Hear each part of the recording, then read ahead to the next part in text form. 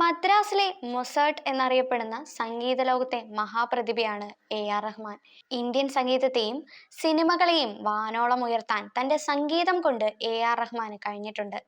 1990കളുടെ തുടക്കത്തിൽ റോജ എന്ന തമിഴ് ചിത്രത്തിലൂടെയാണ് റഹ്മാന്റെ സംഗീതയാത്ര ആരംഭിക്കുന്നത്. ഇന്ത്യൻ ക്ലാസിക്കൽ വെസ്റ്റേൺ ഉൾക്കൊള്ളുന്ന ചിത്രത്തിന്റെ മാസ്മരിക പശ്ചാത്തല സംഗീതം ഇപ്പോഴും സംഗീത പ്രേമികൾക്ക് പ്രിയപ്പെട്ടതാണ്. അതുകൊണ്ട് തന്നെ ആ ഒരു ചിത്രം കൊണ്ട് ഇന്ത്യ ഒട്ടാകെ റഹ്മാൻ പ്രശസ്തനായി. പിന്നീട് ബോംബെ, ദിൽസെ, താൽ, ലഗാൻ എന്നിവ ഉൾപ്പെടെയുള്ള ചിത്രങ്ങളുടെ സംഗീത സംവിധാനത്തിലൂടെ സംഗീത പ്രതിഭ എന്ന നിലയിൽ അദ്ദേഹത്തിന്റെ സ്ഥാനം ഇന്ത്യൻ ചലച്ചിത്ര രംഗത്ത് കൂടുതൽ ഉറപ്പിക്കുകയാണ് ചെയ്തത്. അനവധി അവാർഡുകളാണ് റഹ്മാൻ ഈ ചിത്രങ്ങളിലൂടെയെല്ലാം നേടിയത്. അതിലുപരി സംഗീത പ്രേമികളുടെ ഹൃദയത്തിലേക്ക് റഹ്മാനേറ്റ ഓരോ ഗാനങ്ങളും എത്തിയത്. റഹ്മാൻ സംഗീതം നൽകിയ ദിൽസയിലെ ചയ്യ ചയ്യ എന്ന ഗാനം അക്കാലത്ത് തരംഗമായിരുന്നു. ഇന്നും ആ ഗാനത്തിന്റെ ഫ്രഷ്നെസ് അതേപടി നിലനിൽക്കുന്നു എന്നുള്ളിടത്താണ് റഹ്മാന്റെ കഴിവ് വാനോളം ഉയരുന്നത്. സ്ലം ഡോഗ് മില്യനെയർ എന്ന ചിത്രത്തിലൂടെയാണ് റഹ്മാൻ ഓസ്കാർ നേടുന്നത്.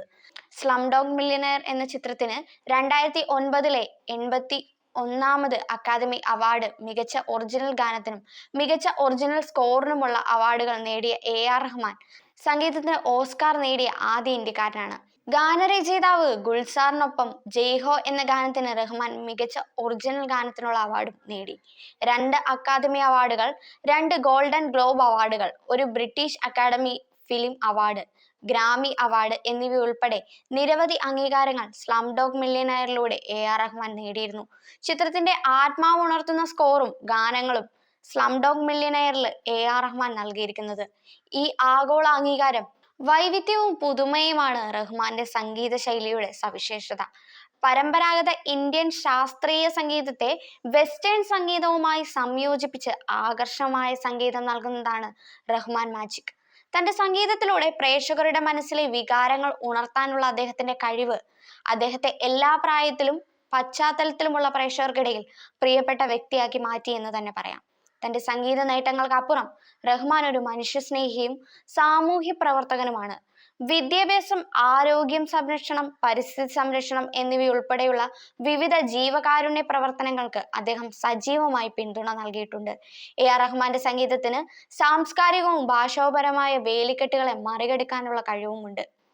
29ാമത്തെ വയസ്സിലാണ് റഹ്മാൻ വിവാഹിതനാകുന്നത്. ധാരാളം വിനയമുണ്ടായിരിക്കണം. എനിക്ക് വലിയ ബുദ്ധിമുട്ട് നൽകാത്ത ഒരാൾ, എന്നെ സപ്പോർട്ട് ചെയ്യുന്ന ഒരു വ്യക്തി. റഹ്മാൻ അമ്മയോട് തന്റെ ഭാവി വധുവിനെ പറ്റി നൽകിയ ആഗ്രഹം ഇതൊക്കെയായിരുന്നു. ചെന്നൈയിലെ ഒരു ദർഹയിൽ വെച്ചാണ് റഹ്മാന്റെ അമ്മ സൈറയുടെ കുടുംബത്തെ കണ്ടത്. 1995 ജനുവരി 6-ന് റഹ്മാന്റെ ജന്മദിനത്തിൽ ഇരുവരും ആദ്യമായി കണ്ടുമുട്ടി. സൈറയെ ആദ്യമായി കണ്ടപ്പോൾ കാര്യങ്ങൾ മാറി. അവൾ സുന്ദരിയും. ഞങ്ങളുടെ ആദ്യ കൂടിക്കാഴ്ച രസകരമായിരുന്നു. പക്ഷെ അതിനുശേഷം ഞങ്ങൾ കൂടുതലും ഫോണിൽ സംസാരിച്ചു. എന്നെ വിവാഹം കഴിക്കാൻ ആഗ്രഹമുണ്ടോ എന്ന് ഇംഗ്ലീഷിൽ സൈറയോട് ചോദിച്ചത് താൻ ഓർക്കുന്നുവെന്ന്, അതിനു മറുപടി നിശബ്ദമായിരുന്നുവെന്നും ഒരു അഭിമുഖത്തിൽ റഹ്മാൻ പറഞ്ഞു. ഗുജറാത്തിലെ കച്ച് സാംസ്കാരികവുമായി ബന്ധപ്പെട്ട് സമ്പന്നമായൊരു ഉയർന്ന ഇടത്തരം കുടുംബത്തിലെ കുട്ടിയായിരുന്നു സൈറ ബാനു. സൈറയുടെയും റഹ്മാന്റെയും വിവാഹം 1995 മാർച്ച് 12-നാണ് നടക്കുന്നത്. പിന്നീട് 2006-ൽ റഹ്മാൻ തന്റെ AM സ്റ്റുഡിയോ തുറന്ന അതേ കെട്ടിടത്തിൽ വെച്ചായിരുന്നു അവരുടെ വിവാഹം. സൈറ ബാനുവും തന്റെ പങ്കാളിയെ പോലെ സാമൂഹ്യവും ജീവകാരുണ്യ പ്രവർത്തനങ്ങളിലും സജീവമായി ഏർപ്പെടുന്ന വ്യക്തിയാണ്. വിദ്യാഭ്യാസം, ആരോഗ്യം, കമ്മ്യൂണിറ്റി വികസനം എന്നിവയിൽ പല പ്രവർത്തനങ്ങളും ഇരുവരും ചെയ്തിട്ടുണ്ട്. സൈറ റഹ്മാന്റെ യാത്രയിലുടനീളം പ്രചോദനത്തിന്റെയും പിന്തുണയുടെയും നിരന്തരമായ ഉറവിടമായിരുന്നു എന്ന് തന്നെ പറയാം. അവരുടെ പ്രോത്സാഹനവും റഹ്മാന്റെ കരിയർ രൂപപ്പെടുത്തുന്നതിൽ നിർണായക പങ്ക് വഹിച്ചിട്ടുണ്ട്. ഒരു പ്രശസ്ത സംഗീതജ്ഞനെ വിവാഹം കഴിച്ചെങ്കിലും സൈറയും റഹ്മാനും അവരുടെ ജീവിതം സ്വകാര്യമായി സൂക്ഷിക്കുകയും കുടുംബത്തെക്കുറിച്ചുള്ള വിശദാംശങ്ങൾ അപൂർവമായി മാത്രം മാധ്യമങ്ങളിലൂടെ പങ്കിടുകയും ചെയ്ത വ്യക്തികളായിരുന്നു. പൊതുജനങ്ങളിൽ നിന്ന് മാറി ഒരു സ്വകാര്യ ജീവിതം നയിക്കാൻ സൈറ ആഗ്രഹിച്ചിരുന്നു. എന്നാലും പൊതുപരിപാടികളിലും അവാർഡ് ഷോയിലും റഹ്മാനൊപ്പം അവർ എത്തിയിരുന്നു. അടുത്തിടെ നടന്ന അംബാനി കല്യാണം ഉൾപ്പെടെ വലിയ പരിപാടികളിലും അവർ ഒരുമിച്ച് പങ്കെടുത്തിട്ടുണ്ട്. ഇരുവർക്കും 3 മക്കളാണുള്ളത്: ഖദീജ, റഹീമ, അമീൻ. പെൺമക്കളായ ഖദീജ റഹ്മാനും റഹീമ റഹ്മാനും സംഗീതത്തിൽ താല്പര്യമുള്ളവരാണ്.